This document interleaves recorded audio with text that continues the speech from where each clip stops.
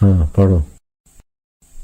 वशिष्ठ जी बोले, हे राम जी, जिस पुरुष ने आत्मविचार कर अपना चित्त थोड़ा भी निग्रह किया है वह संपूर्ण फल को प्राप्त होगा और उसी का जन्म सफल होगा। हे राम जी, जिस चित्त में विचार रूपी कण का उदय हुआ है वह अभ्यास से बड़े विस्तार को पावेगा। हृदय में जो वैराग्य पूर्वक विचार उपजता है तो वह बढ़ता जाता है और अविद्या रूपी अवगुणों को काट डालेगा।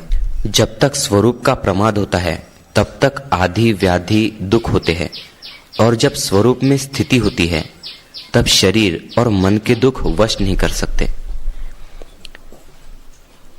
ज्ञानवान को कोई दुख वश नहीं कर सकता। जैसे राज सिंहासन पर बैठे राजा को तस्कर दुख नहीं दे सकते, तैसे ही जो ज्ञानी स्वरूप में स्थित है उसको इंद्रियों के विषय दुख नहीं दे सकते। जो विचार से रहित देहाभिमानी है और आत्म तत्व को नहीं प्राप्त हुए उनको विषय उड़ा ले जाते हैं, जैसे सूखे पत्र को पवन उड़ा ले जाता है।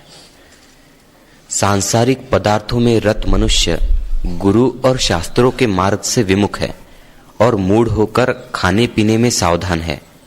वह विचार से शून्य व मृतक समान है। उसको यह विचार कर्तव्य है कि मैं कौन हूं, यह जगत क्या है, कैसे उत्पन्न हुआ है और कैसे निवृत्त होगा। इस प्रकार विचार कर संतों के संग और अध्यात्म शास्त्र के विचार से जो पुरुष दृश्य भाव को त्याग कर आत्म तत्व में स्थित होता है वह परम पद पाता है। जैसे दीपक के प्रकाश से पदार्थ पाया जाता है तैसे ही विचार से आत्म तत्व पाया जाता है। जिसको शास्त्र विचार से आत्म तत्व का बोध होता है वह ज्ञानी कहता है और वह ज्ञान ज्ञेय के साथ अभिन्न रूप है। अध्यात्म विद्या को विचार करके आत्मज्ञान प्राप्त होता है। जैसे दूध से मथकर मक्खन निकाला जाता है तैसे ही विचार से आत्मज्ञान प्राप्त होता है। जैसे चक्रवर्ती राज्य से आनंद और तृप्ति होती है तैसे ही ज्ञानवान ब्रह्मानंद में इंद्रियों की इच्छा से रहित शोभता है और शब्द स्पर्श रूप रस और गंध 5 इंद्रियों के विषयों में आसक्त नहीं होता।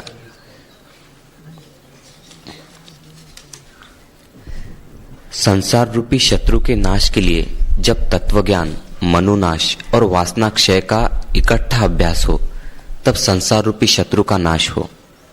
हे राम जी, जब तीनों का इकट्ठा अभ्यास करोगे तब हृदय की अहम मम ग्रंथि टूट पड़ेगी।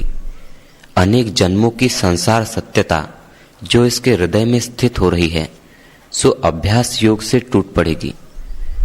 इसके चलते बैठते खाते पीते सुनते सूंघते स्पर्श करते और जागते इन तीनों का अभ्यास करो। वासना के त्याग से प्राण स्पंद रोका जाता है। जब प्राणों का स्पंद रोका तब चित्त अचित्त हो जाता है। एक प्राणों के रोकने से ही वासना क्षय हो जाती है, तब भी चित्त अचित्त हो जाता है। आत्मयोग से अथवा वासना के त्याग से आत्मतत्व प्रकाशेगा। इनमें जो तुम्हारी इच्छा हो वही करो। चाहे प्राणों को योग से रोको, चाहे वासना का त्याग करो। प्राणायाम तब होता है जब गुरु की दी हुई युक्ति स्थित होती है और आसन और आहार के संयम से प्राणों का स्पंद रोका जाता है। जब सम्यक ज्ञान से जगत को अवास्तव जानता है तब वासना नहीं प्रवर्तती। जो जगत के आदि और अंत में स्थित है उसमें मन जब स्थित होता है तब वासना नहीं उपजती। जब व्यवहार में निस्संग और संसार की भावना से विवर्जित होता है और शरीर में असत बुद्धि होती है तब भी वासना नहीं प्रवर्तती। और जब विचार करके वासना क्षय हो तब चित्त भी नष्ट हो जाएगा। जैसे वायु के ठहरने से धूल नहीं उड़ती तैसे ही वासना के क्षय हुए चित्त नहीं उपजता। जो प्राण स्पंद है वही चित्त स्पंद है। जब वासना फुरती है तब जगत भ्रम उपजता है। जैसे पवन से धूल उपजती है तैसे ही चित्त से वासना उपजती है। जब प्राण स्पंद ठहरता है तब चित्त भी ठहर जाता है। इससे यत्न करके प्राण स्पंद अथवा वासना के जीतने का अभ्यास करो, तब शांतिमान होगे। और जो यह उपाय न करो और दूसरे यत्न से चित्त वश करने का उपाय करोगे तो बहुत काल में आत्मपद को पाओगे। हे राम जी, इस युक्ति के बिना मन के जीतने का और कोई उपाय नहीं है। जैसे मतवाले हाथी को अंकुश बिना वश करने का उपाय और कोई नहीं, तैसे ही मन भी युक्ति बिना वश नहीं होता। वह युक्ति यह है कि संतों की संगति और सत्शास्त्रों का विचार करना। इस उपाय से तत्वज्ञान, वासनाक्षय और प्राणों का स्पंद रोकना होता है। चित्त वश करने की यह परम युक्ति है। इससे चित्त शीघ्र ही जीता जाता है। जो इन उपायों का त्याग कर हठ से मन वश किया चाहते हैं, वे क्या करते हैं? जैसे तम के नाश करने को दीपक जलावे तो नाश हो जाता है, और शस्त्रों से तम को काटे तो तम का नाश न होएगा, तैसे ही और उपायों से चित्त वश न होगा। इसके बिना जो और उपाय करते हैं वे मूर्ख हैं। जैसे मतवाला हाथी, जो लोग और उपाय करते सुखी होने के लिए, वे उपाय कर करके मर जाते हैं, डिग्रियां ले लेके मर जाते, धन कमा कमा के मर जाते, दुख नहीं मिटता है। एक ही सुंदर उपाय है, वासना को क्षय कर मन की चंचलता को मिटाए और ज्ञान पाले। वासना क्षय, मनोनाश और बोध, ये सीधा रास्ता है एकदम। होटलों में भी खाना खाना, भटकना, वासना के अनुसार जीना और सुखी होने की इच्छा करना, हर्ष होगा लेकिन सुख टिकेगा नहीं, दुख मिटेगा नहीं। वासना क्षय, मनोनाश और बोध, तीन ही साधन है पूर्णता के लिए। तो वासना के अनुसार ही जीवन न हो, धर्म के अनुसार ही हो, मर्यादा के अनुसार हो। तो वासनावान लोग तो अपने लिए भी, गुरु के लिए भी मुसीबत हो जाती। इधर इतनी व्यवस्था करे फिर भी ऐसे वासनावान मूर्ख लोग होते। तो वासना के अनुसार जैसा मन में आए ऐसा करने लगे। हमारे करने से सामने वाले को तकलीफ होगी तो थोड़ा अपने में नियंत्रण रखें, संयम रखें, नहीं दौड़ धूप इधर से उधर। एक नालायक लोग होते, आवारा लोग होते, अभागे, वो पुण्य के बदले पाप ले जाते। गुरु की प्रसन्नता होती है, शांति से रहे, तो उपद्रव करके गुरु की नाराजी लेके नालत ले जाते। तो वासनावान आदमी को सब जगह से घाटा ही पड़ता है। जो वासना रहित है, मर्यादा से जीते, उनको सब जगह से फायदा होता है। मूर्ख हृदय न चेत, यद्यपि गुरु मिले बिरंची सम। ब्रह्मा जी जैसा गुरु मिले, लेकिन मूर्ख लोग वासना के अनुसार ही हूं इधर उधर दौड़े घूमे, तो गुरु के हृदय से भी नालत निकलती है। अभागे अभागे अभागे तो अभागे ही हो जाएंगे। फिर आज्ञाकारी अच्छे अच्छे तो अच्छे हो जाते। वासना क्षय, अपनी वासना के अनुसार नहीं, मर्यादा के अनुसार जीना चाहिए। अपने कारण गुरु को तकलीफ हो, वातावरण में धूल उड़े, ऐसा काम क्यों करें? वासना क्षय, मनोनाश और बोध, मन के गुलाम न बने, तो मन को एकाग्र करे, वासना को मिटाए और भगवान के तत्व का ज्ञान पाटे, साक्षात्कार हो जाए। 1 साल में तो हो जाए। लेकिन जो मन के अनुसार भटकते रहते आवारा लोग, उनको तो 10 साल में भी नहीं होता।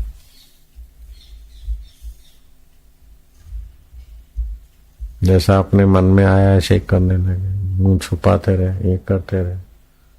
जैसा अपने मन में आया ऐसे ही निर्णय करते।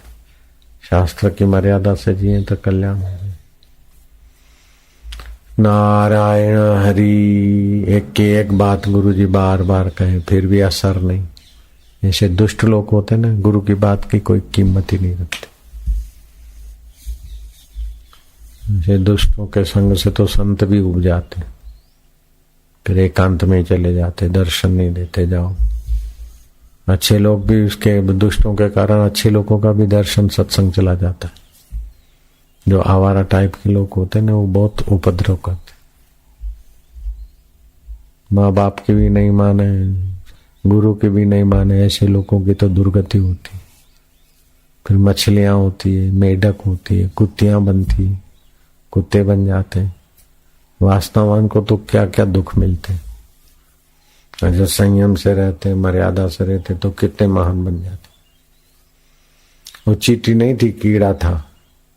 एक नाली से दूसरे तरफ जा रहा था। कीड़े को ही वेद व्यास जी ने फिर कुशारू ऋषि मित्रा माँ के गर्भ से जन्म लिया, फिर मैत्रेय ऋषि बन गया।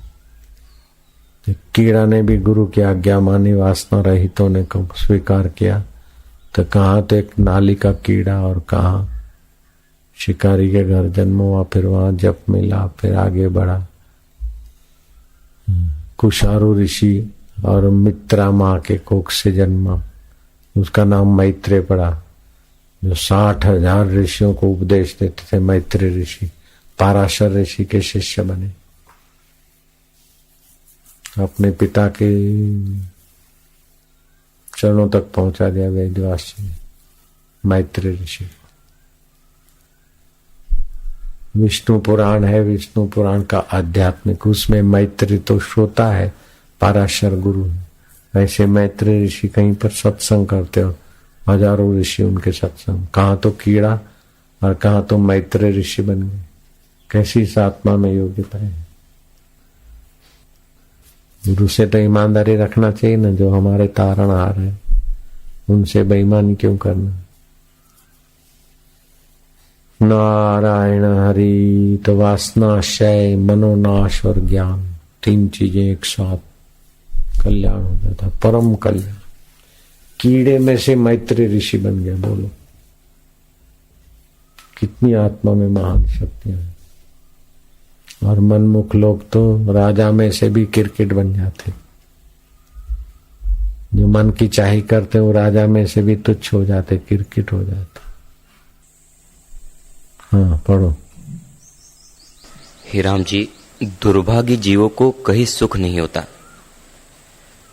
जिसने तीर्थ, दान, तप और देवताओं की पूजा, यह चारों साधन किए हैं और मन जीतने का उपाय नहीं किया, वह मृग की नाई भ्रमता फिरता है। तीर्थ में भी आए, तप भी किया, दान भी किया, जप भी किया, लेकिन मन को वश नहीं किया। गुरुजी बोलते हैं ऐसे मन को वश करना चाहिए। मन के गुलाम बने तो उसका सब व्यर्थ हो जाता है। हे राघव, जो काल संतों की संगति में व्यतीत होता है वही सफल होता है, और जो दिन सत्संग बिना व्यतीत होता है वह वृथा जाता है। हे राम जी, तुम चित्त से शास्त्र और संतों के गुणों में चिरपर्यंत चलो, और जो कुछ शास्त्र में प्रतिपाद्य है उसकी दृढ़ संतों के कहने में और संतों के अनुभव में चीर पर्यंत चलो। ऐसा नहीं कि कपट, बेईमान ये करके मन के दास हो जाओ। धर्मादि की चीजों का ऐसा वैसा करके पुण्य और बुद्धि नाश करो तो फिर रोग हावी हो जाता है। अनिष्ट इष्ट मजबूत होता है तो अनिष्ट नहीं हो सकता। जब आदमी कपट बेईमानी करता है धर्म में इधर उधर तो इष्ट कमजोर हो जाता है, तो अनिष्ट हावी हो जाता है। इष्ट मजबूत होते फिर अनिष्ट नहीं हो सकता। मेरी माँ का तबीयत खराब था लेकिन इष्ट मजबूत हो गया, श्रद्धा दृढ़ हो गई तो अनिष्ट हट गया। इष्ट मजबूत होता है तो अनिष्ट हट जाता है, लेकिन बेईमानी, कपट, दोष दर्शन, टोंट, गुरु के लिए, गुरु की संस्था के लिए टोंट मारने से इष्ट नष्ट हो जाएगा तो अनिष्ट जोर पकड़ता है, तो अनिष्ट बीमारी दे के ले डूबता है। बीमारी करके ले डूबेगा, एकाएक अनिष्ट अपने अनिष्ट प्रभाव में ले डूबेगा।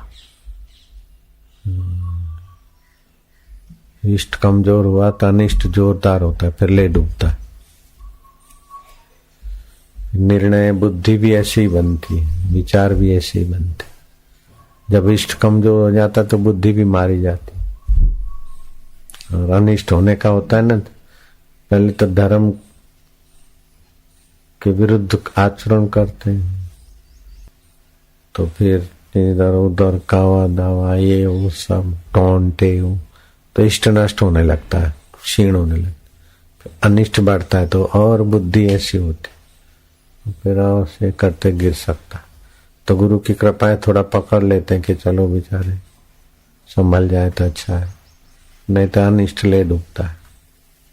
ऐसे कईयों को देखा हमने।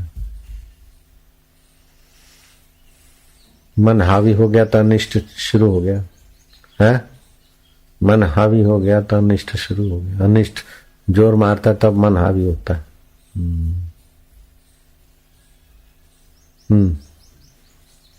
जब तक आत्मज्ञान नहीं होता तब तक शास्त्रों के अनुसार आनंदित आचार में विचरे, शास्त्रों के अर्थ में अभ्यास करे। हाँ, जब तक आत्म साक्षात्कार नहीं होता तब शास्त्र के अर्थ में मन लगाए और उसके अनुसार जिए।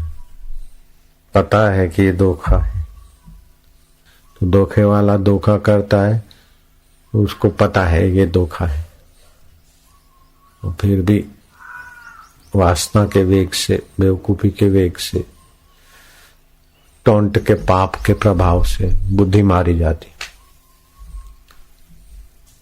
कुत्ता भी जिस घर का खाता है उसके लिए टोंट नहीं मारता। मारता है क्या? वो मालिक जूता मार दे, पत्थर मार दे, डंडा मार दे, कह रहा है, फिर भी मालिक के लिए कुत्ता टोंट नहीं मारेगा।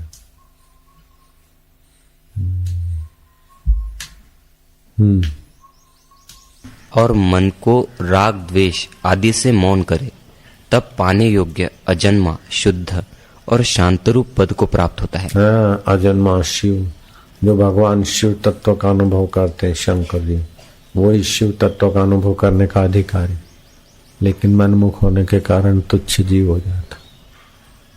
फिर तो अपने शरीर को स्वस्थ रखने में भी लाचार हो जाता। हकीम, डॉक्टर, इलाज का भी प्रभाव नहीं पड़ता।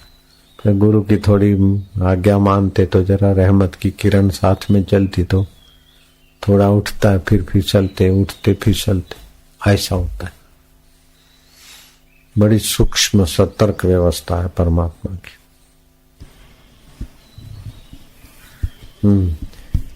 हे राम जी, जो जहाज और मल्लाहों के होते भी इनको नहीं तरते, उनको धिक्कार है। धिक्कार है। जहाज और मल्लाह और नाव होते हुए भी जो संसार सागर को नहीं तरते और अपना टोंट और कपट और इधर उधर, तो उनको धिक्कार है। करा कराया एक मनुष्य जीवन, करा कराया सब चौपट कर देते, उनको धिक्कार है। वशिष्ठ जी कहते तो गुरु में श्रद्धा होती, सद्बुद्धि होती तो आदमी भगवान के रास्ते चलता है, और जब बेईमान होता है तो मनमाना आचरण करता है।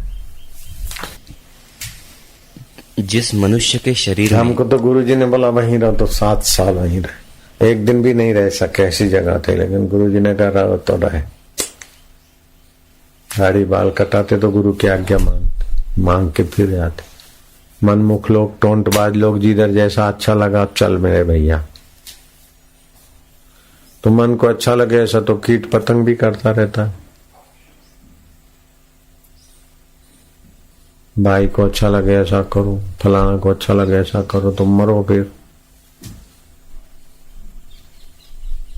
कल्याण किसमें होगा? जो अच्छा है उधर को जाना चाहिए, जो अच्छा लगे वो मत करो, जो अच्छा है उधर को चलो, चाहे फिर कठिनाई हो। अच्छे में अच्छा तो धर्म है, उपासना है, ज्ञान है, उधर चलना चाहिए ना। व्यवहार में अधर्म क्यों करें? कपट, हेरा फेरी, इधर की चीज उधर, तो अधर्म है। अधर्म अच्छा लगता है तो अनिष्ट होने वाला है, धर्म अच्छा लगता है तो इष्ट मजबूत होगा। सीधी बात है। जरा सा टोंट का बदला कैसा मिला? जीवन और मौत के बीच झोंके खाते रहो। जरा सा बेवफाई का बदला कैसा मिलता है? ब्रह्मवेता की जरा सी सेवा करो तो बदला बहुत ऊंचा मिलता है, जरा सा गद्दारी करो तो बदला बहुत। कुदरत का ऐसा नियम। चपरासी को पानी का प्याला पिलाओ तो उतना ही बदला मिलेगा, राष्ट्रपति को पानी का प्याला पिलाए तो बदला और मिलेगा। चपरासी को थप्पड़ मारो तो बदला थोड़ा मिलेगा, राष्ट्रपति को थप्पड़ मारो तो बदला ऐसा ही मिलेगा, पावर वाला है। बिल्कुल सीधी बात है।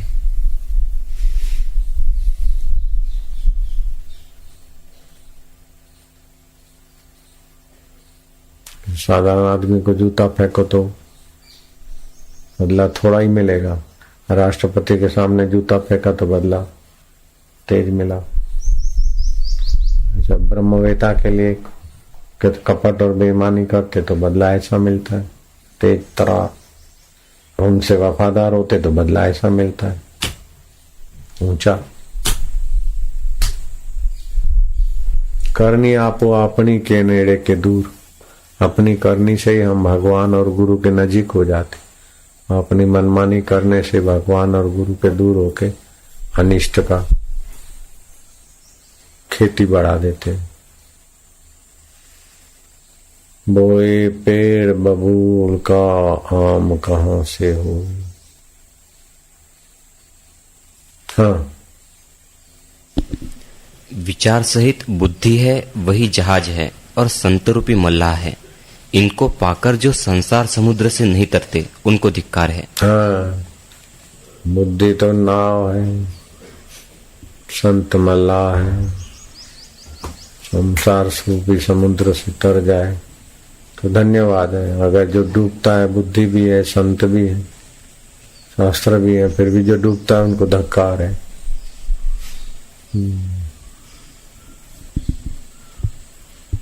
हाँ जी। जिस पुरुष ने आत्मविचार में बुद्धि लगाई है वह तर जाता है, अन्यथा कोई नहीं तर सकता।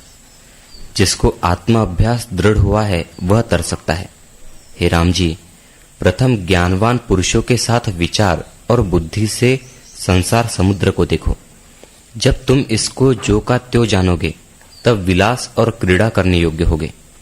ये तो तुम्हारे लिए संसार विनोद मात्र है, विचरण क्रीड़ा। तुम्हारे हिलचाल और सहज स्वभाव से अपना और दूसरों का मंगल हो जाएगा, जीवन मुक्त आत्मा बन जाएंगे। फिर पुण्य नहीं, पाप नहीं, कर्तव्य नहीं, मुक्त निर्लेप नारायण अणु अणु ब्रह्मांडों में व्याप्त तो अपने आपा को अनुभव करोगे। ऐसा अपना वैभव प्रकट हो जाता है, आत्म वैभव। कहाँ तो आत्म वैभव प्रकट करने की योग्यता है? उसी बुद्धि में। हाड़ मांस रक्त ये वो कोलेस्ट्रॉल बैक्टीरिया, वही बुद्धि में, वही चिंतन में डॉक्टर बन गई।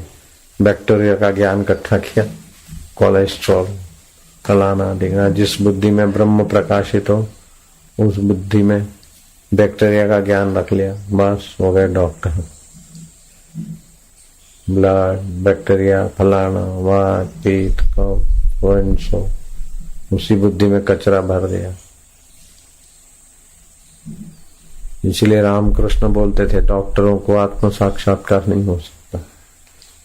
खोपड़ी में भर लिया ना बैक्टीरिया, कोलेस्ट्रॉल, हेमोग्लोबिन। डॉक्टरों को, वकीलों को और दलालों को ईश्वर प्राप्ति नहीं हो सकती। वकील और दलाल जानबूझ के झूठ बोलते और डॉक्टर हृदय वो करते और खोपड़ी में वही भरते। इसीलिए उनको ब्रह्म साक्षात्कार होना। तो नाग महाशय ने अपने हॉस्पिटल बंद कर दिए। तो लोगों ने बोला क्या खाएगा, ऐसा क्या रामकृष्ण का सत्संग सुना।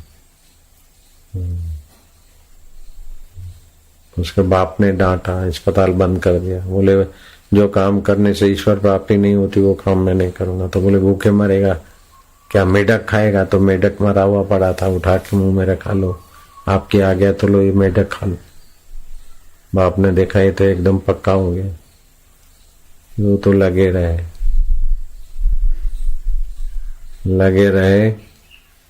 तो उद्योदय तिथि आती है। 50 साल के बाद एक बार आती तिथि। दुर्गाचरण नाग नाम था, बाद में नाग महाशय रामकृष्ण का शिष्य मशहूर हो गया। 50 वर्ष में एक बार अर्घ्योदय तिथि आती है। अर्घ्योदय तिथि में देवभोग गांव के घर में रहते थे। लोगों ने बुला, गंगा किनारे तो जाओ, सब छोड़ के आ गए। डॉक्टरी बंद कर दी, अर्घ्योदय तिथि को लोग गंगा नहाने जाते, कम से कम उधर तो जाओ। बोले अब तो गुरु की कृपा है, गंगा ही गंगा है। अरे बोले कैसे नास्तिक हो जाओ? बोले नास्तिक क्या हो जाए, गंगा जी यहीं प्रकट हो जाएगी। अभी तो आज शाम है, ऐसे चलते चलते गंगा जी को कल पहुंचेंगे, कल तक तो गंगा जी यहीं प्रकट हो सकती है। देवभोग गांव में, बंगाल में देवभोग गांव में वो घर में रहते थे और सुबह सुबह देखा तो खड़खड़ खड़खड़ आवाज आ रहा है और अपने प्रांगण में ठंडा जल की थोड़ी धारा, वो तो अंदर कम रूम में थे। सोचा कि हम गंगा जी के पास तो बहुत गए, अब तो गुरु जी ने ज्ञान गंगा दिया, गुरु की आज्ञा मानते तो गंगा जी इधर ही आ जाएंगे। ऐसा संकल्प करके शांत हो गया। देवभोग गांव में प्रांगण में गंगा की धारा चल पड़ी।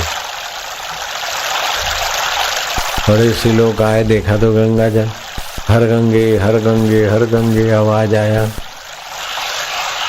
धारा बढ़ती गई बढ़ती गई। बंगाल में देवभोग गांव में दुर्गाचरण के प्रांगण में गंगा प्रकट हो गई। जो लोग नहीं जा सकते गंगा घाट पे मीलों दूर, उन्होंने वहीं गंगा जी का दर्शन कर लिया। डॉक्टर थे, डॉक्टरी छोड़ दी, गंगा प्रकट हो गई। दूर दूर से लोग आने लगे। ऐतिहासिक बात हो गई, यहां तक पहुंच गई। खाली रामकृष्ण ने कहा डॉक्टर, वकील और दलाल को ईश्वर प्राप्ति नहीं होगी। और उसकी प्रैक्टिस भी चलती थी बंगाल में, अच्छा नाम था डॉक्टर दुर्गाचरण, छोड़ दिया। फिर नाग महाशय, दुर्गाचरण दास नाम था उनका, दुर्गाचरण, डॉक्टर दुर्गाचरण नाग, बाद में नाग महाशय के नाम से प्रसिद्ध हुए। गंगा जी प्रकट कर लिया तो कितनी शक्तियां आ गई, कैसी शक्तियां छुपी है। वही मेढक काटना और बैक्टीरिया और ये और वो और कोलेस्ट्रॉल, कैल्शियम है, ये है बॉडी में, ऐसा दवा लेने का, उसी में खोपड़ी लगाई, बुद्धि लगाई, क्या जख्मारी। कहाँ तो ब्रह्म साक्षात्कार और कहाँ कोलेस्ट्रॉल, कहाँ फैट, हेमोग्लोबिन, बैक्टीरिया, फलाने बैक्टीरिया, ढिंगने बैक्टीरिया। एक साधे सब साधे, वो तो छोड़ दिया।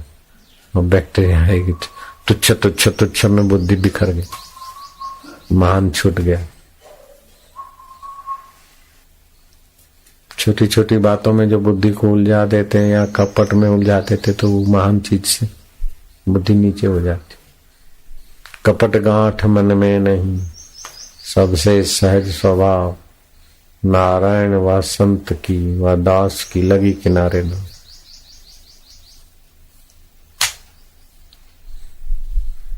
कई सच्चे हैं तो संयम नहीं, कईयों में संयम है तो सच्चाई नहीं, कपट, मरे जा रहे। संयम तो है, संयम का गुण है, बड़ी बहादुरी, लेकिन फिर कपट, धोखा, सत्यानाश कर दे।